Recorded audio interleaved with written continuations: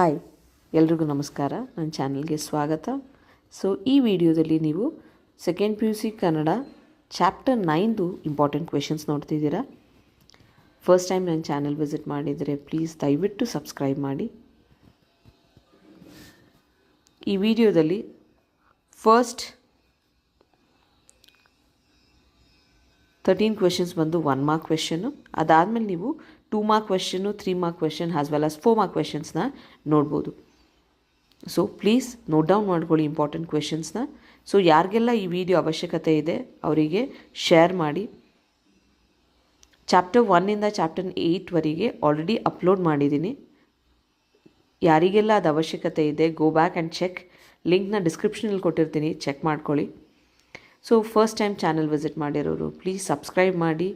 ಆದಷ್ಟು ಹೆಚ್ಚು ಜನಕ್ಕೆ ಈ ವಿಡಿಯೋನ ಶೇರ್ ಮಾಡಿ. Thank you.